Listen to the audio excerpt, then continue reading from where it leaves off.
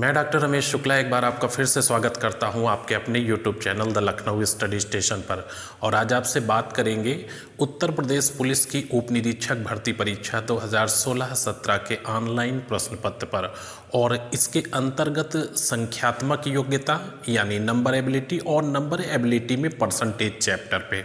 तो percentage chapter का एक वीडियो हमने अपलोड किया है जो कि आए हुए क्वेश्चन हैं आपके 2016-17 के जो पेपर हुए थे। ये दूसरा वीडियो है। इससे पहले पार्ट 1 हो चुका है जिसमें 10 क्वेश्चन अपलोड किए जा चुके हैं। ये पार्ट 2 है और यहाँ पे हम 11 से शुरू करके 20 तक ले चलेंगे। अच्छा, ये क्वेश्चन करने से आपको आने वाले सवालों की प्रकृति के बारे में पता चलेगा और हमें करना कैसे है। ना तो हम ट्रिक के पीछे भागेंगे और ना ही बहुत ज़्यादा ट्रेडिशनल मेथड से। अगर मैथ का बेसिक और फंडामेंटल समझते हैं तो निश्चित रूप से आप बहुत ही अच्छे से कर पाएंगे। तो 11 नंबर सवाल आप देखिए। कर्नाटक का सिल्क उत्पादन केरला के सिल्क उत्पादन से 100% अधिक है। यानी कर्नाटक का सिल्क उत्पादन जो भी है मुझे नहीं मालूम, उसका कंपैरिजन किया जा रहा है केरला के सिल्क उत्पादन से और परसेंटेज में बताया जा रहा है कि साहब वो 100% ज़्यादा है। ठीक है, तो अगर यहाँ पे मैं मान लेता हूँ कि ये केरल है, राइट, और केरल का जो सिल्क उत्पादन है वो 10 टन है। ठीक है, कुछ भी मान लीजिए, कोई भी यूनिट 10 टन है। तो केरल का जो सिल्क उत्पादन अगर 10 टन है तो कर्नाटक का सिल्क उत्पादन केरला के सिल्क उत्पादन से 100% अधिक है। इसका मतलब क्या हुआ? इसका मतलब ये हुआ कि कर्नाटक का जो सिल्क उत्पादन है वो 20 टन है। क्लियर हो गए? दोनों टन में यूनिट है, लिखने की कोई ज़रूरत नहीं है। आगे कहा जा रहा है केरल के आधे सिल्क उत्पादन को यानी 5 टन, केरल के आधे सिल्क उत्पादन को कर्नाटक के सिल्क उत्पादन के प्रतिशत के रूप में प्रेजेंट करिए। तो कर्नाटक का 20 है और 5 20 का कितने परसेंट है? Into 100, answer 25%। ये आपका बिल्कुल आसानी से वर्बली क्वेश्चन था, कहीं कुछ नहीं करना और जो भी मानना आप मानिए, स्वतंत्र है एकदम। ठीक है, हमने कहा कर्नाटक का कंपैरिजन केरल से किया जा रहा है और ये बताया जा रहा है कि 100% ज़्यादा है यहाँ पे। तो अगर वो 10 kg है तो इसका 100% 10 ही होता है, 10 ज़्यादा है यानी 20 kg हो गया। इसका आधा प्रोडक्शन इसके टोटल प्रोडक्शन का कितने परसेंट? तो इसका आधा प्रोडक्शन 5 टन हो गया और 5 20 का 25% है। अब इसके नीचे दूसरा सवाल लिखा हुआ है, इसी समय हम आपको ये भी बता देते हैं। बहुत आसान से क्वेश्चन पूछे जाते हैं, बशर्ते क्वेश्चन को पढ़ने की कला आपके अंदर होनी चाहिए। और क्वेश्चन में पिकअप पॉइंट क्या है, अगर ये आप क्लियर कर लें तो बिल्कुल कहीं कंफ्यूजन नहीं होने वाला है। दूसरा सवाल लिखा हुआ है 220 छात्रों में से 120 छात्र पुरुष तथा शेष महिला हैं। तुरंत यहाँ तक हम आएंगे और देखेंगे टोटल 220 स्टूडेंट हैं, इनको हम छात्र लिख लेते हैं और इसमें से 120 छात्र आपके मेल हैं और रिमेंस यानी कितना बचता है? 100 छात्र बचते हैं और ये 100 छात्र आपके क्या हैं? फीमेल हैं। राइट, यहाँ तक बात खत्म हो गई। पुरुष छात्रों का 25% और महिला छात्रों का 20% रसायन विभाग के छात्र हैं। यानी रसायन विभाग के जो स्टूडेंट हैं वो पुरुष का 25% और महिलाओं का 20%। तो इसका 25% क्या हो जाएगा? 30 और इसका 20% क्या हो जाएगा? 20। यानी ओवरऑल आपके 50 छात्र रसायन विज्ञान में हैं। इसको रसायन विज्ञान में चलिए शॉर्ट में लिख देते हैं रसायन, है ना। 50 छात्र रसायन में हैं। आपकी फीमेल 20 हो गई और जो मेल हो गए वो आपके 30 हो गए। तो रसायन विज्ञान में 30 छात्र जो है मेल हैं और 20 फीमेल हैं। फिर आगे क्या कहता है? रसायन विभाग के 20% पुरुष छात्र और 25% महिला छात्र फाइनल एग्जाम में पास हुए हैं। तो 20% पुरुष छात्र इसका अगर पास हुए हैं और इसका 25% महिला छात्र पास हुई हैं, ठीक है, तो यहाँ पे पास होने वाले 30 का 20% क्या होगा? निकालने की जरूरत नहीं, सबको मालूम है कि 30 का 20% 6 होगा। और अगर नहीं निकाल पाते तो लिख के निकाल लीजिएगा। 6 आपके पुरुष पास हुए हैं और प्लस इसका 25% 20 का क्या हो जाएगा? 4। सॉरी 25% 5 हो जाएगा, 4 नहीं, 20 का 25% हो गया 5, यानी टोटल 11 बच्चे पास हुए हैं। 6 मेल पास हुए हैं और 5 जो है फीमेल पास हुए हैं, तो टोटल 11 बच्चे पास हुए हैं। अब फिर से क्या पूछ रहा है कि रसायन विभाग में कुल कितने प्रतिशत छात्र पास हुए हैं, तो रसायन विभाग में 50 बच्चे थे और 11 पास हुए हैं, तो 11 50 का कितने परसेंट है, आप कैलकुलेट कर दीजिए, आंसर आ जाएगा 22%। ये आंसर आपका सही है। तो देखिए 4 इसमें सेंटेंस दिए थे, 4 सेंटेंस को अलग अलग पिकअप करना था और क्रम में देखना था। यहाँ पे जरा सा भी कंफ्यूजन नहीं रखिएगा। 220 छात्रों में से 120 छात्र पुरुष और रिमेन्स महिला हैं। 2220 छात्र हैं, 120 मेल हो गए और 100 फीमेल हो गए। नेक्स्ट लाइन है पुरुष छात्रों का 25%, महिला छात्रों का 20% रसायन विभाग के स्टूडेंट हैं, तो इसका 25% यानी 30 स्टूडेंट और इसका 20% यानी 20 स्टूडेंट, ओवरऑल 50 स्टूडेंट हमारे रसायन विज्ञान में हो गए। अच्छा, रसायन विभाग के 20% पुरुष और 25% महिला फाइनल एग्जाम में पास हुए हैं, तो 30 का 20% यानी 6 हो गया, 6 पंचे 30 होता है और 25 चौको 100 होता है, तो ये इसका चौथाई भाग हो गया 5। 11 बच्चे पास हुए हैं रसायन विभाग में, 11 50 का 22% है। आइए नेक्स्ट क्वेश्चन देखते हैं। और नेक्स्ट क्वेश्चन आपका 13, 14, 13, 14 दो और हैं। समूह ए में 40% राजनेता और 60% पुलिस अधिकारी शामिल हैं। समूह बी में 35% राजनेता, 40% पुलिस अधिकारी और 25% वकील शामिल हैं। समूह ए और बी को 1:4 के रेशियो में ले लिया जाता है और नए बने समूह में राजनेता और वकीलों का रेशियो पूछ लिया जाता है। तो जो सबसे इम्पोर्टेंट अगर पॉइंट आप देखेंगे तो सबसे इम्पोर्टेंट पॉइंट है आपका ये, ठीक है, इसी को कहते हैं पिकअप पॉइंट, कि कहाँ से आप उठाएंगे ताकि कन्फ्यूज़न आपका ना रहे। तो समूह ए और बी को 1:4 के रेशियो में मिला लिया जाता है। ये हम ग्रुप ए मान लेते हैं और ये ग्रुप बी मान लेते हैं। यहाँ से हम ग्रुप ए में 100 लोग उठा लेते हैं और ग्रुप बी में 400 लोग उठा लेते हैं, ठीक है। 100 और 400 इसलिए मान लिया है कि आपका कैलकुलेशन इजी हो जाए, अदरवाइज क्या होता है कि कैलकुलेशन में दशमलव आने लगता है और दशमलव से बचना चाहिए, ठीक है। तो समूह ए में 100 लोग हैं और समूह बी में 400 लोग हैं। रीज़न क्या, 1:4 के रेशियो में उठाया गया है। समूह ए में 40% राजनेता और 60% पुलिस अधिकारी हैं। तो यहाँ पे आप देखेंगे समूह ए में 40% राजनेता यानी 40 आपके राजनेता हो गए, ठीक है, 40 राजनेता और 60% पुलिस अधिकारी। इसका मतलब है कि 60 आपके पुलिस अधिकारी हो गए, हम 60 में पुलिस लिख देते हैं। अच्छा, समूह बी में 3 तरह के लोग हैं। 35% राजनेता हैं, तो 35% यहाँ पे राजनेता हैं। इसका मतलब क्या है कि समूह बी में 35% इसका निकालोगे 400 का तो 140 राजनेता हो गए। ये 60 में लिख देते हैं, ठीक है, समझ जाइएगा। 35% यानी 140 राजनेता हो गए। अच्छा, 40% पुलिस अधिकारी हैं, तो 40% 400 का कितना हो जाएगा, 160 आपके पुलिस अधिकारी हो गए, राइट। और इसके बाद 25% वकील हैं, तो 400 का 25% क्या हो जाएगा, 100 वकील हो गए। ये आपका हो गया समूह बी।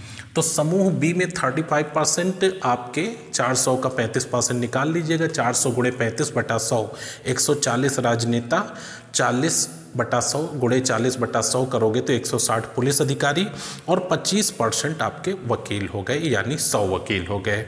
अब पूछा जा रहा है जो नया ग्रुप बनेगा उसमें राजनेता और वकील का परसेंटेज क्या होगा, तो नया ग्रुप इनको मिलाकर बनाया जा रहा है। तो पुराने वाले से राजनेता हमें मिल गए 40 और नए वाले से दूसरे ग्रुप मतलब ग्रुप ए से 40 राजनेता मिल गए और ग्रुप बी से 140 राजनेता मिल गए। तो ये तो राजनेता हो गए और इनके साथ वकील का संबंध पूछ रहे हो तो 100 वकील हो गए, यानी 180 राजनेता और 100 वकील हो गए। तो 20 नवैया 180 और 20 पंचे 100, 9:5 का रेशियो बन जाएगा। आपका कौन सा सही होगा, ये आंसर सही हो जाएगा, है ना। ये देखिए, तो बहुत ही इजी वे में आंसर दे सकते हैं। और दूसरा आप सवाल देखिए, दूसरा सवाल काफ़ी आसान सा लिखा हुआ है, इसको भी यहीं क्लियर कर देते हैं। अगला सवाल ये लिखा हुआ है, एक संख्या का 20% 50 है। आपको बताना है कि इस संख्या का 87.5% क्या है। अच्छा, एक चीज़ ध्यान रखिएगा कि अगर आपसे संख्या पूछा जाता क्या है तो वो परसेंटेज नहीं देते, और परसेंटेज नहीं देते उसके बावजूद भी आपको संख्या बताना पड़ता। तो इसका दूसरा पक्ष ये है कि कोई भी संख्या छोटी हो बड़ी हो, 10 है, 20 है, 50 है, 21, 22, 19, कुछ भी XYZ है, नेचुरली कोई भी संख्या 100% होती है। तो अगर इसमें संख्या पूछे होते तो 50 ही 20 से चाहिए 100 हो जाता, लेकिन संख्या ना पूछकर उस संख्या का 87.5% पूछ रहे हैं। तो आपका जो 50 है ये 20% के इक्वल है। आपको बताना क्या है, 87.5%। बस इसी को हल कर लीजिए। हम दशमलव हटाएंगे तो नीचे जीरो बढ़ जाएगा। देखिए उसमें ना चेंज करके हम आपको नीचे लिख कर दिखा देते हैं। दशमलव हटा दिया तो नीचे जीरो बढ़ गया, 200 हो गया। ये 4 बार में कट गया, 4 से इसको काट दीजिए, 218.75। ये इसका आंसर हो जाएगा और आपका आंसर डी सही है। ठीक है, इस तरह से आप कोई भी क्वेश्चन हो समान रूप से अंक का वितरण किया जाता है, इसलिए क्वालिटी ऑफ क्वेश्चन न देखकर आप क्वांटिटी जो क्वेश्चन की है उसको मेंटेन करने की कोशिश करिए। आइए नेक्स्ट सवाल पे। और नेक्स्ट आपके सामने 15 नंबर और 16 नंबर 2 सवाल और लिखे हुए हैं और बहुत ही छोटे से क्वेश्चन हैं। बस आप प्रैक्टिस करिएगा, देख करके वर्बली आप टिक कर सकते हैं। तो क्वेश्चन देखिए 15 नंबर, एक रंगों की डाई को लाल और पीले रंगों को 2:5 के रेशियो में मिलाकर बनाया जाता है। एक रंगों की डाई को लाल और पीले यानी 2 रंग हैं को 2:5 के रेशियो में मिलाकर बनाया जाता है। यदि डाई में लाल रंग की मात्रा को 25% बढ़ाया जाता है तो बनने वाली नई डाई में पीले रंग का परसेंटेज क्या हो जाएगा। तो सबसे पहली चीज़ देखिए, हमेशा बड़ी यूनिट को लेकर के चला करिए। तो यहाँ पे आपको दिखाते हैं कि ठीक है, ये 200 और ये 500 केजी, 200 और 500 केजी हम मान लेते हैं, नो प्रॉब्लम। ठीक है, तो 2 और 5 के रेशियो में लाल और पीले रंग मिलाए जाते हैं। मैंने कहा 200 केजी लाल रंग आपका हो गया था और पीला आपका हो गया 500 केजी। तो यहाँ लिख भी लेते हैं, इसको शार्ट में रेड लिख लेते हैं और इसको येलो लिख लेते हैं। हो गया ना, रेड और येलो। अच्छा, यदि डाई में लाल रंग की मात्रा को 25% बढ़ा दिया जाए तो आप अगर इसको रेड को 25% बढ़ाओगे तो 200 का 25% 50 केजी इंक्रीज कर जाएगा। तो ये हो जाएगा प्रेजेंट में 250 केजी। अब ये 250 केजी हो गया और वो कितना रहा, एज इट इज़ 500 केजी रहा। तो ओवरऑल जो मात्रा ये येलो है और ये आपका रेड है, फिर से लिख दिया। टोटल अब जो ओवरऑल मात्रा हो गई तो दोनों को जोड़ लीजिए, 750 केजी हो गई। ठीक है, ये 750 केजी मात्रा हो गई और इस 750 केजी ओवरऑल मात्रा में जो येलो रंग है वो 500 केजी है।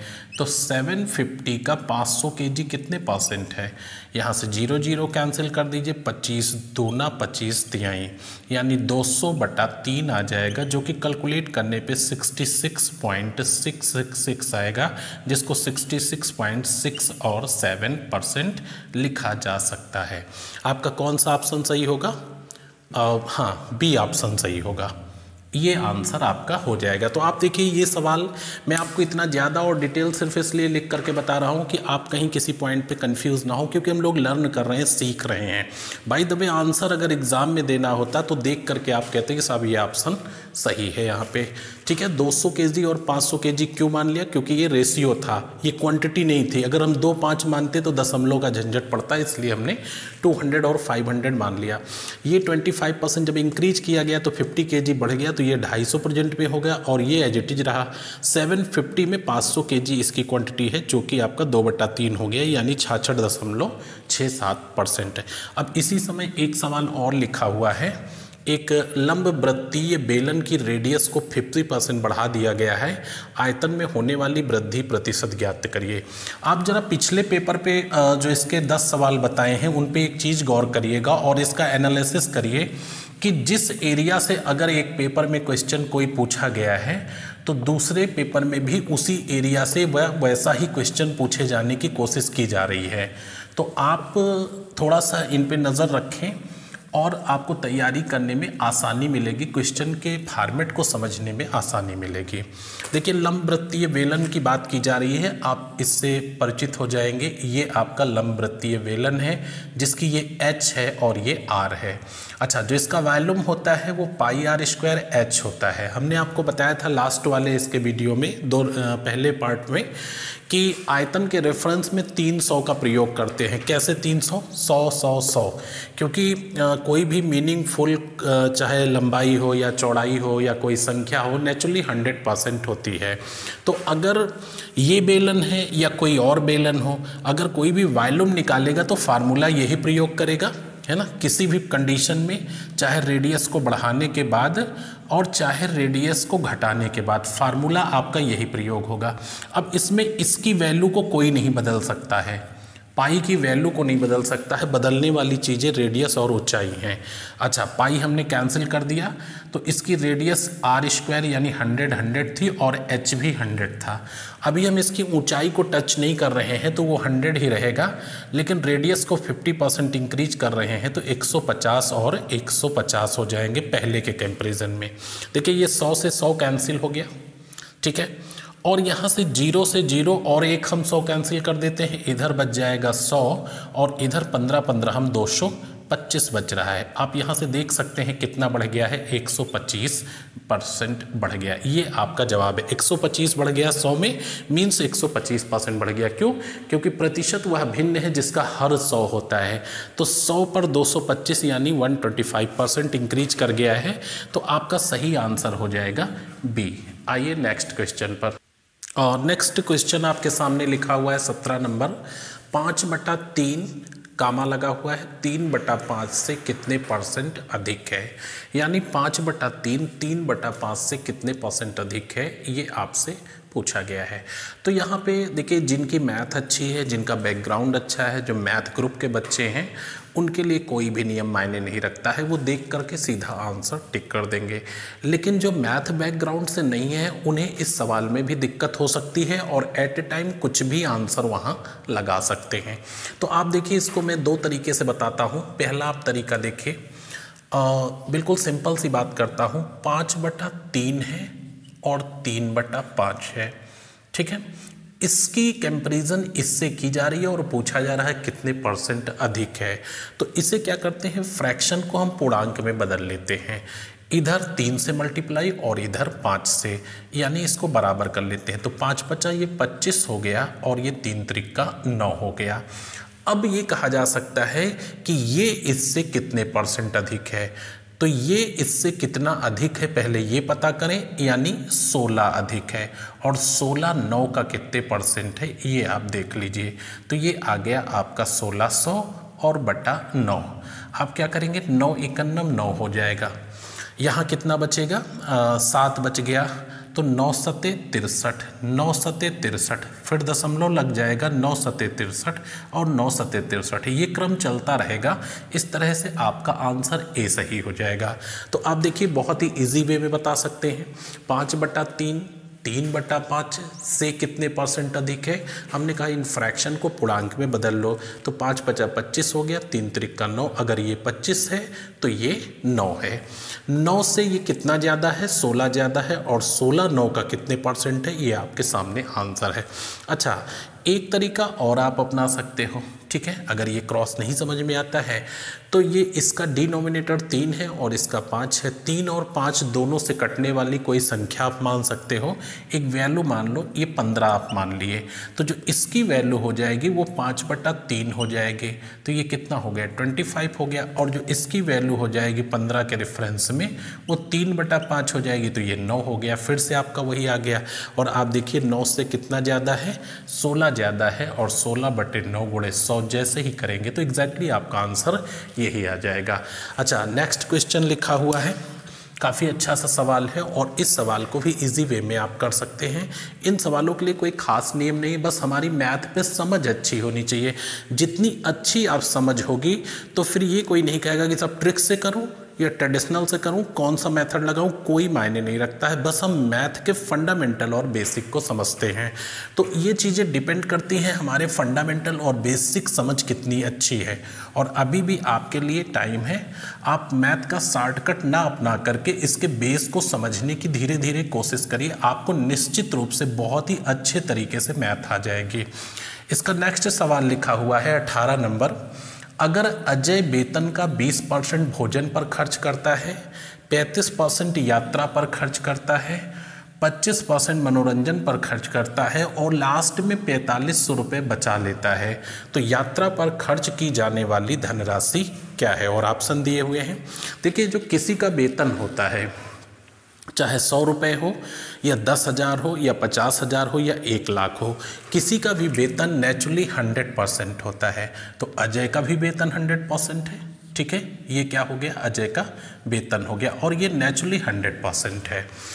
अपने वेतन का 20% वो भोजन पे खर्च करता है, तो यहाँ से एक एरो इस तरह से निकालिए और लिख दीजिए 20% वो भोजन पे खर्च कर रहा है, ये 60 में भोजन हो गया, ठीक है। उसके बाद 35% वो ट्रेवल पे खर्च कर रहा है, तो 35% वो यात्रा पे खर्च कर रहा है और 25% वो इंटरटेनमेंट पे खर्च कर रहा है, मीन्स मनोरंजन पे खर्च कर रहा है।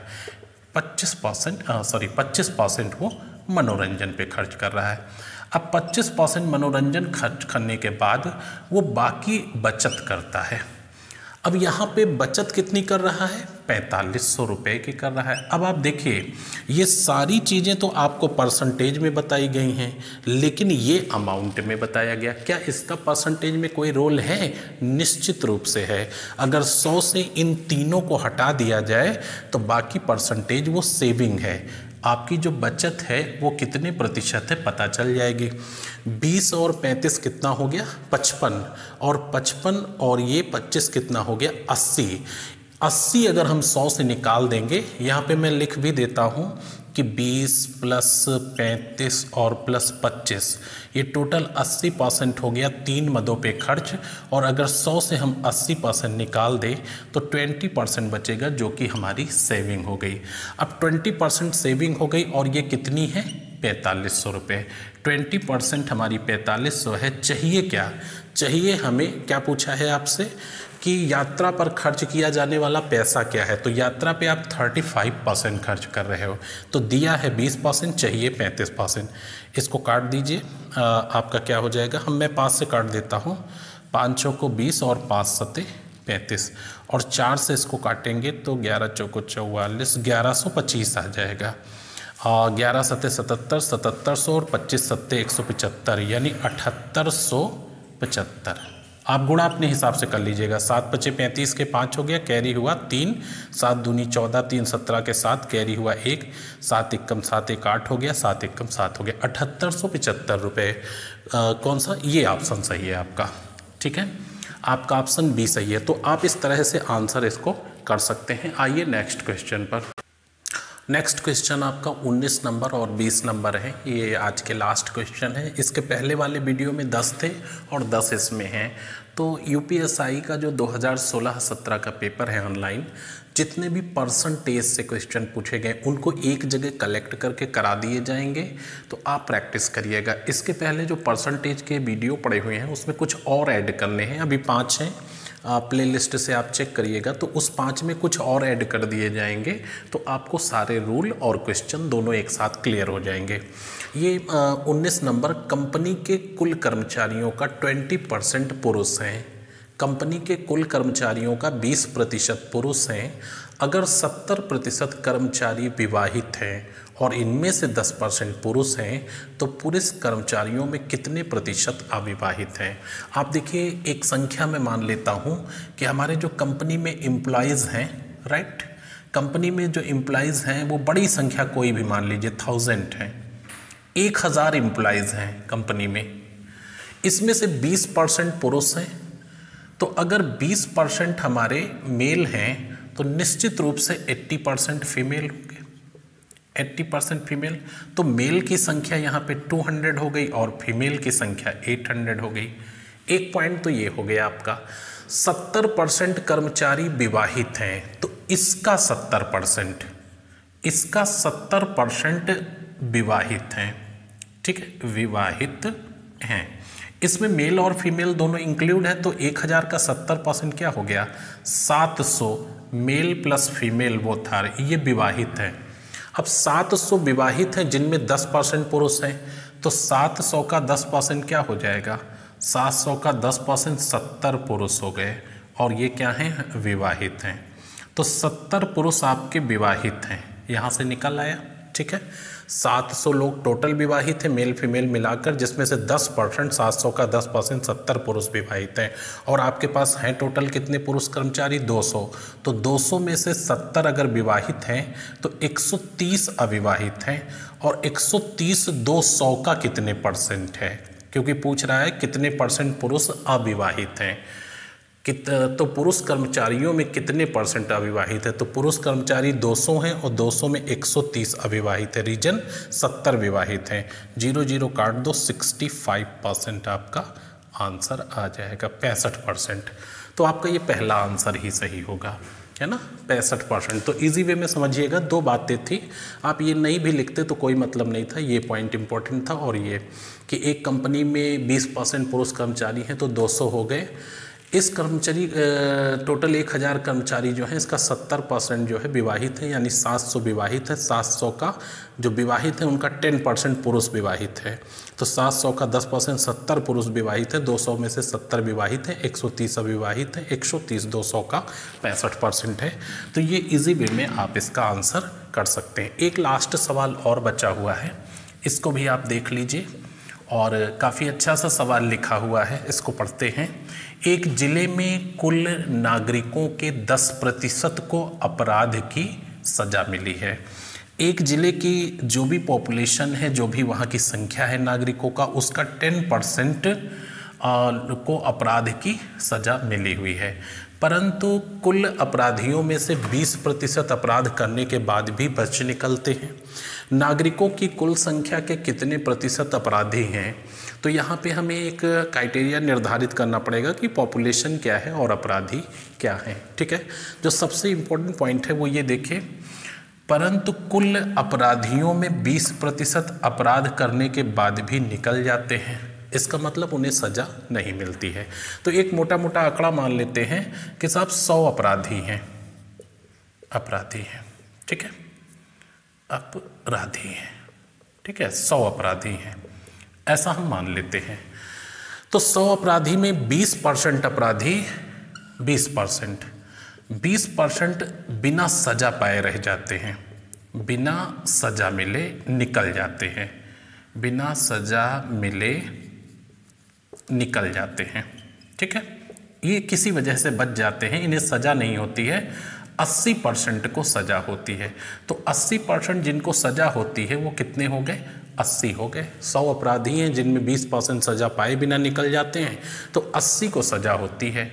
और एक ज़िले में कुल नागरिकों के 10% को अपराध की सज़ा होती है, तो ये 80 क्या है, टोटल पॉपुलेशन का 10% है, और पॉपुलेशन वहाँ की क्या है, 100%, यानी 800 नागरिक हैं वहाँ पे, राइट। 800 नागरिक रहते हैं, टोटल पॉपुलेशन का 10% को सज़ा मिलती है, 80 को सज़ा मिलती है। 80 ही 10 है, चाहिए 100।